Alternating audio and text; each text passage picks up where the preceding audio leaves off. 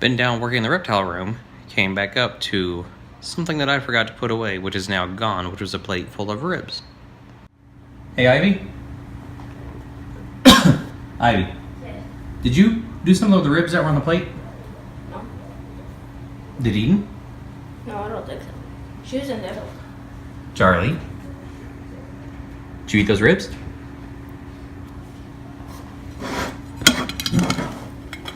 Did you take those? Why won't you look at me? Charlie, did you eat these? Or was it you? Tink? Did you eat the ribs? Was that you? Where are you going? Tink, come here. Come talk to me. Did you eat my ribs? Tink, did you eat my ribs? Tink, come here.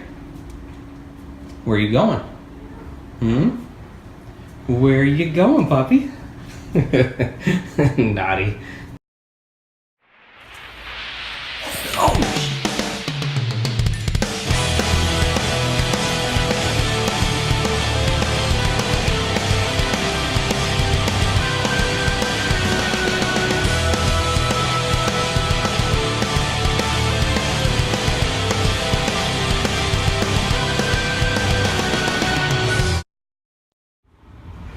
Alright, you guys, we're going to talk a little bit today about how to work with lizards and how to get them to calm down, how to get them to trust you. So when these guys are 5 and 6 feet long, you definitely don't want to worry about taking a bite.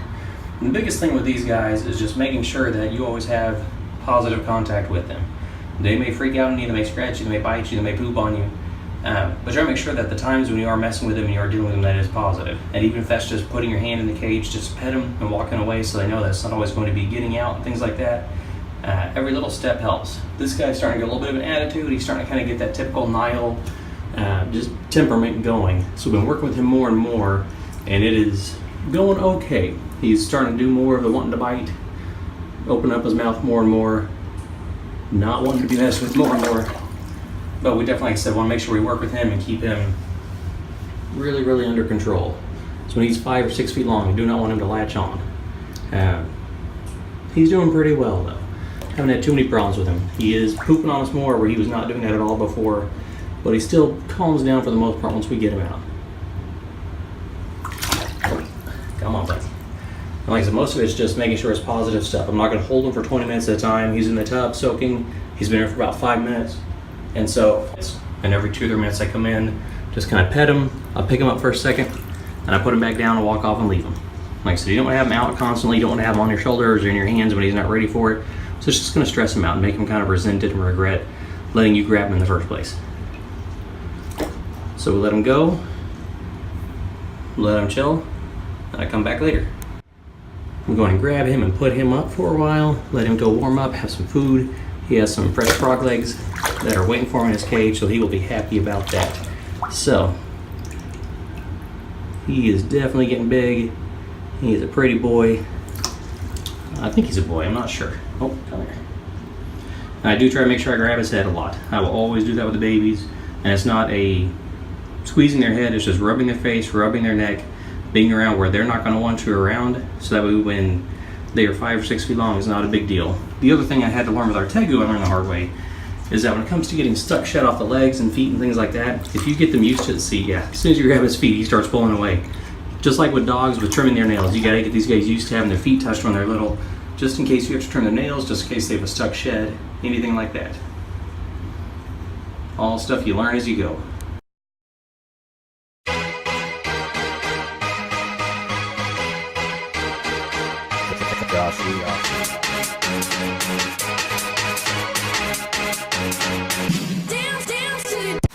Alright, so took 2 hands to get her up, so I couldn't video that process. But even working with a little guys like this, alright, it's important. You know, I want to make sure if we ever have to get her out, take her to the vet, check on her, that she's going to be okay to be messed with.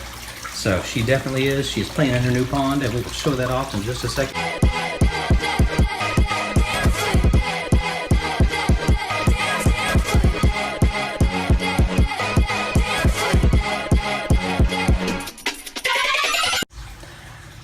Alright, this little guy is ready to rock and play.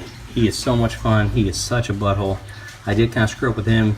Been feeding him a lot right off the bat instead of playing in the first. So now he's just ready to eat as soon as I open the door. But, oh, still huffy, still puffy, still trying to be a turd. But he's absolutely adorable. Look at him. So ferocious. I got so spoiled with my last Savannah, man. That was just puppy dog tame from the get-go. This guy is such a little spazzy jerk. And yeah, like he's gone from trying to bite to lunging across the cage to bite. That's not horrible because he's still little and still adorable, but still not the best.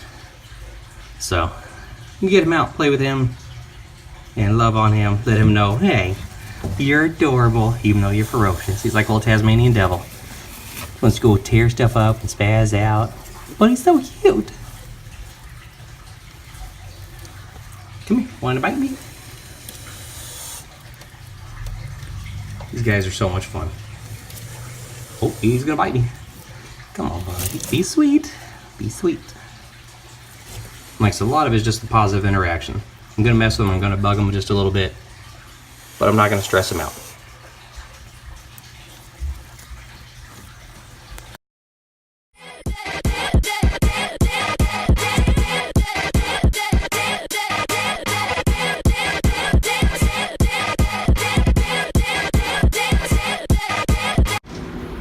Everybody's getting a bath today, so we're going to wrap this one up with the beast himself. This is Java. This is a garden tub. This bathtub is 5 feet long by like 2.5 wide.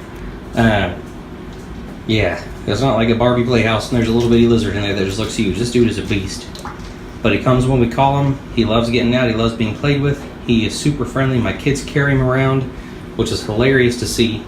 And he's just awesome. We've had him since we could hold him in our hands, and we worked with him every single day. And so kind of like we were talking about the stuff we learned with him, we've been able to apply to the other ones. Like when he needs to get his nails trimmed or stuff like that, he used to never let us touch him, and now he doesn't mind. And so now I get off at his face and just wrestle with him. He's such a doofus. He's such a cool lizard and just so much fun to work with. We actually thought he was a girl until about a month ago. They're really, really hard to sex. And any breeder will tell you, it's hard to guarantee it. Anybody who thinks it over through will say, oh yeah, you can tell. And they're wrong. So he was supposed to be a female. Wasn't supposed to be. They just said that he was. It didn't really matter to us. We just wanted a healthy lizard. And about a month ago, he was sitting in the bathtub and went to the bathroom, and he popped out his hemi beans and popped out a sperm plug, and we said, hey, Java's a boy. So this is our beast, though. And he, like I said, it's just that when they're little, working with them every single day, making sure they trust you, making sure they know that you're not going to hurt them, and making sure they know not to bite down on you. But it's totally, totally worth it. Scared.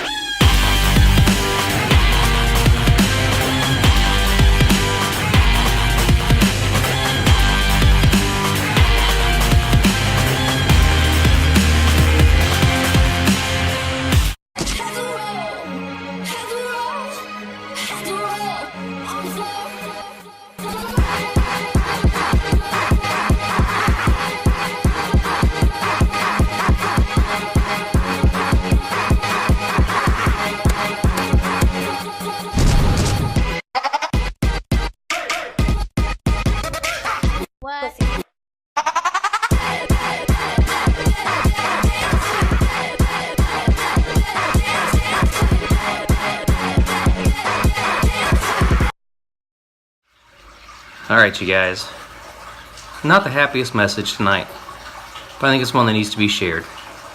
It's the beginning of December. We are starting up Advent season and starting kind of the countdown to when we celebrate the birth of Jesus. And it's such a wonderful and such a beautiful thing. You know, you start thinking about Mary and you start thinking about everybody involved, everybody in Jesus' life. And for a mother to be able to hold her newborn baby in her arms and see just the purity and the beauty and the innocence that this child has. And to know that she's going to have to see the day come when he's going to be taken from her and beaten and killed. And to raise your son up and to be with him and to love him and hold him and experience his life with him as he grows and as he changes. And to know that he's going to be the sacrifice. It's very, it's a hard thing to think about. You know, I have 2 little kids and I have my favorite, I'm not gonna lie. But, just kidding, because one's back behind me. You know, That's such a crazy thing to think about. I'm so thankful for the blessing that having healthy kids brings, and just the amount of joy that they bring to my life, and the amount of wonderful things that we have. And to think about ever losing one of them makes me so sick. And to know that, like, she knew that he was going to be the sacrifice for many. It's kind of crazy. And Jesus knew too.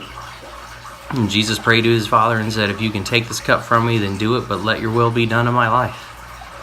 I mean, most of us can't even take the hardships that we're in now. Something stupid like, hey, I'm kind of stressed about money. We start getting worried. Jesus knew he was going to be murdered for us. And he said, let your will be done. He could have run, he could have gotten away. We could have had his disciples fight for him, and he told them not to. He said, those who live by the sword die by the sword. And he went and lovingly gave himself for us, because we needed it. So something to think about as we worry about presents, and we worry about family, we worry about money and all the other junk, and we say, man, we're going to celebrate Jesus, we're going to give our lives to Jesus, we're going to make our lives different, turn things around. He gave a lot for you. It kind of puts it in perspective when we think about just the physical giving of gifts and what that brings. A lot more was given for us. So hope that makes sense to you guys. Hope it doesn't bring you down too much, but I do hope that it kind of piques an interest and start something in your mind to start thinking about, maybe we need to view Jesus a little bit differently. Yeah, he gave it all, but he knew it from the start, and so did his family. I love you guys. If there's ever anything I can do for you, please feel free to reach out. We're always here for you. If you ever need anything, just let me know. Like I said, I'm here. May be blessed to be blessing those around you. I'll catch you guys next time.